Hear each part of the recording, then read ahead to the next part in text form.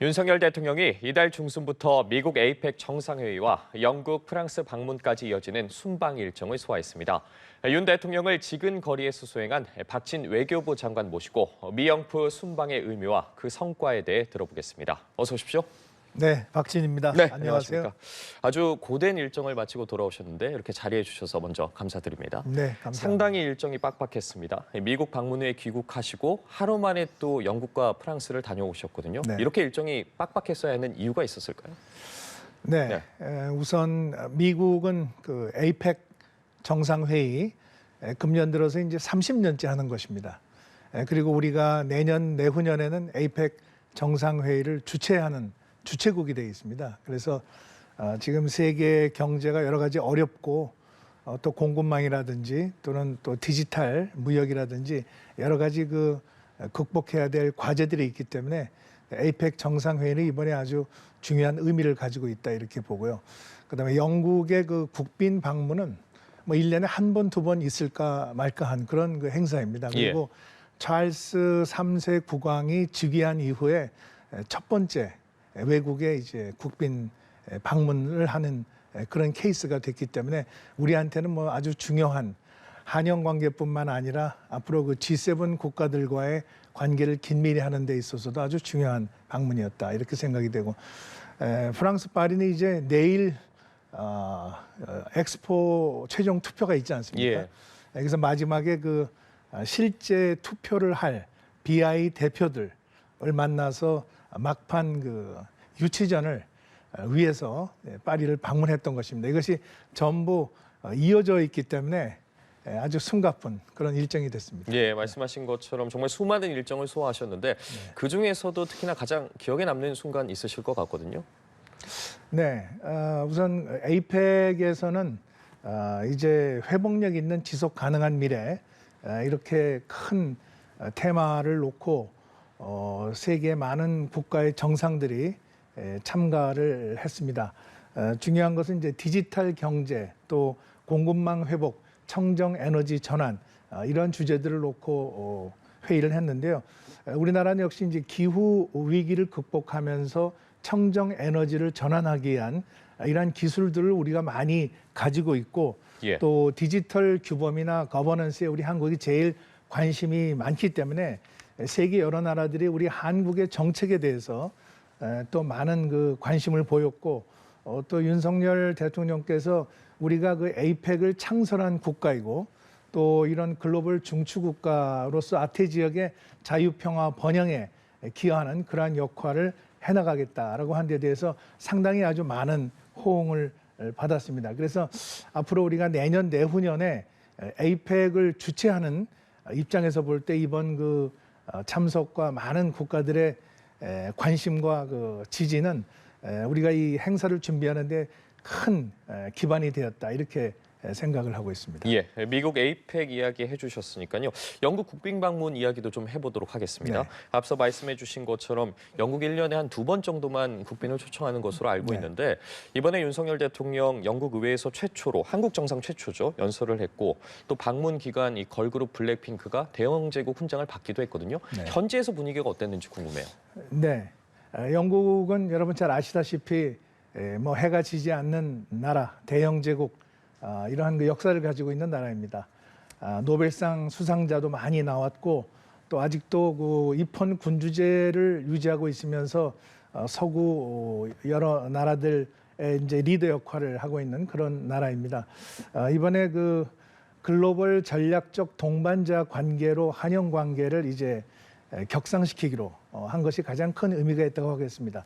윤석열 대통령과 또 리시 수낙 총리가 다우닝 그 10번가 영국의 총리 관저죠. 거기서 이제 양국 간의 그 다우닝가 합의라고 하는 그러한 문서에 이제 합의를 했습니다. 이 문서는 이제 한국과 영국이 앞으로 2+2 그러니까 외교 국방 장관 회의를 포함을 해서 무역 투자 또 지속 가능한 미래 에너지라든지 개발 협력이라든지 또는 인적 교류 이러한 분야에서 아주 폭넓은 그리고 이제 일본과 같은 수준의 영국과의 관계를 새롭게 만드는 하나의 역사적인 계기가 되었다고 생각을 합니다. 또 국빈 만찬에서 그 찰스 3세 국왕께서 한국말로 이 영국이 오신 것을 환영합니다. 이렇게 얘기를 하시고 예.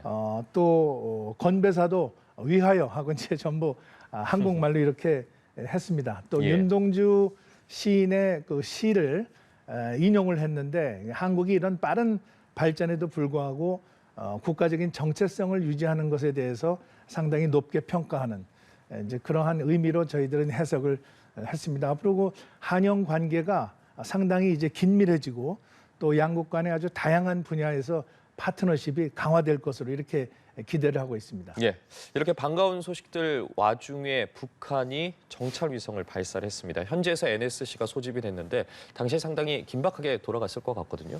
네, 저희가 지난주 월요일 날 출발을 하면서 북한이 그 군사 정찰 위성을 발사할 것이라는 그런 가능성을 미리 예견을 하고 출발하기 전에 국가안전보장회의를 먼저 했습니다. 그래서 이런 그 북한의 발사 동향을 점검을 하고 또 북한이 이런 발사를 하지 않도록 경고를 했습니다. 그런데 그 다음 날 저녁에 이제 북한이 발사를 했죠. 그래서 이것은 UN 안보리 결의에 대한 정면 위반이고 예. 또 한반도 평화 안보를 직접 위협하는 것이기 때문에 여기에 대해서는 우리가 엄중하게 대응을 하겠다 하는 메시지를 보냈습니다. 한국과 미국과 일본이 지난번에 그 캠프 데이비드 정상회의에서 합의한 대로 북한의 이런 그 위협 도발에 대해서는 공동으로 강력하게 대응한다 하는 것을 실제적으로 이번에 보여주었다고 생각을 합니다. 북핵 수석 대표는 물론이고 또 저도 한미일 외무장관 긴급 전화 통화를 통해서 북한의 이러한 발사 행위를 규탄을 하고 예. 이런 국제사회가 북한의 이런 도발에 대해서는 단합된 그리고 확고한 그러한 대응을 하겠다 하는 내용의 메시지를 내보냈습니다. 예. 그리고 그 후에 이제 프랑스로 넘어가셔서 막판에 이제 부산 엑스포 유치 총력전을 벌이셨는데 네. 이제 내일이면 드디어 개최지가 발표되지 않습니까? 네. 어떻게 전망하고 계십니까? 네, 뭐 그동안에 민관이 힘을 합해서 원팀 코리아로 열심히 뛰었다고 생각을 합니다. 예.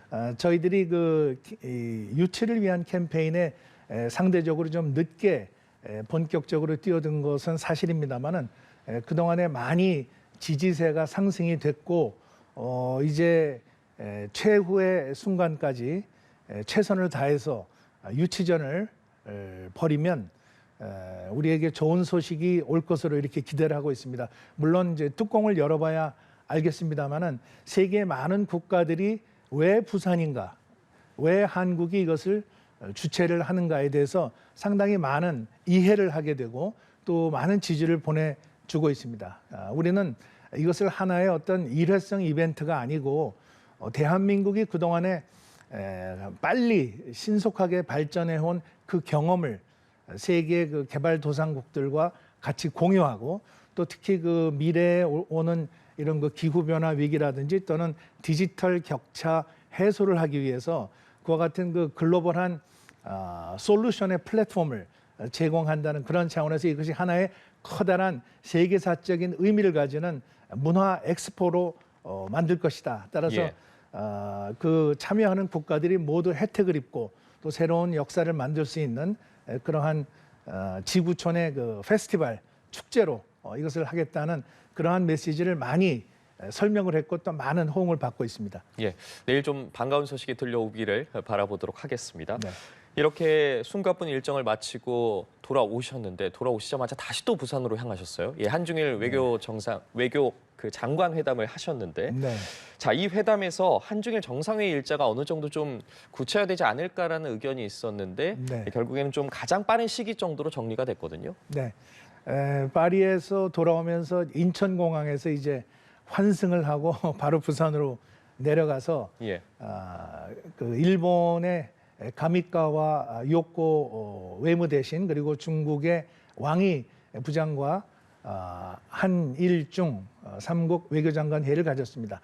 이 삼국 외교장관 회의는 4년 3개월 동안 열리지 않았었습니다. 그래서 이번에 처음으로 열렸고 아주 화기애애한 분위기 속에서 진행이 됐습니다. 아침 9시에 시작을 해서 양자, 삼자 회의를 마라톤으로 오후 5시까지 8시간 동안 진행을 했습니다. 예. 그동안에 한일 관계 또 한중 관계에서 우리가 챙겨야 될 현안들을 논의를 하고 또 세 나라가 같이 공동으로 협력해야 될 사안들이 많이 있습니다. 우리 미래 세대, 차세대를 위한 협력이라든지 또는 기후변화라든지 또는 디지털 그리고 첨단 과학기술 그리고 환경 문제, 지속가능한 성장 이런 모든 것들을 전부 다 짚었습니다. 그리고 가장 중요한 것은 이제 삼국의 정상들이 만나서 이러한 그 미래를 만드는 삼국 정상회의를 준비해야 되는데 저희들이 가장 편리한 시기에 그리고 가장 빠르게 이러한 삼국 정상회의를 앞으로 준비해 나가자. 그런 준비를 가속화해 나가자.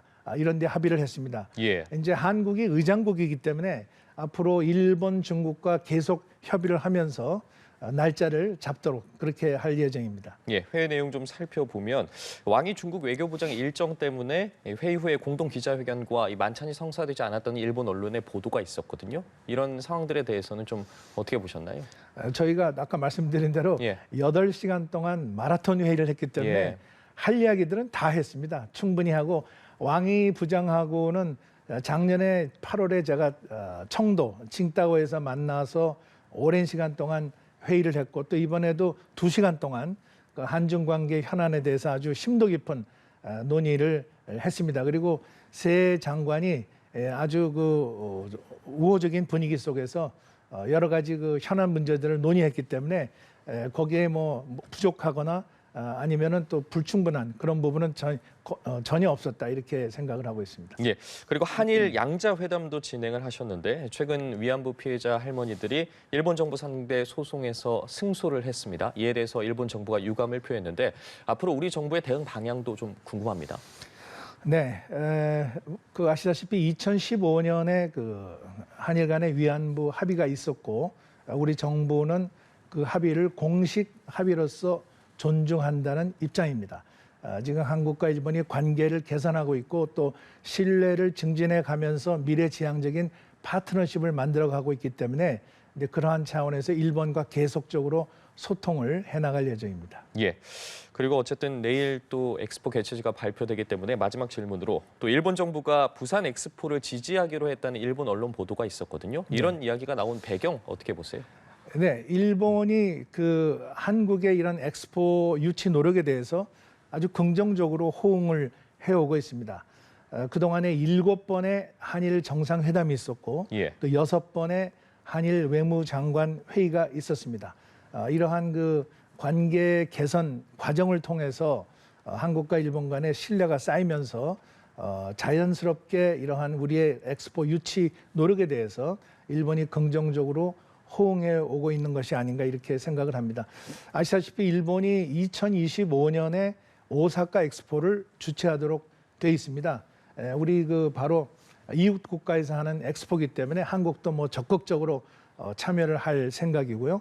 또 그 엑스포가 끝나고 나서 2030년에 한국이 이제 부산에서 엑스포를 개최하게 되면 일본도 또 적극적으로 참여할 것으로 이렇게 기대를 하고 있기 때문에 여러 가지 면에서 상당히 시너지가 생길 수 있는 그러한 좋은 그 엑스포가 되지 않을까 이렇게 기대를 하고 있습니다. 예, 알겠습니다. 최근 윤 대통령의 해외 순방부터 한중일 외교장관 회담까지 생생한 현장 상황 박진 외교부 장관 모시고 이야기 나눠봤습니다. 고맙습니다. 네, 감사합니다.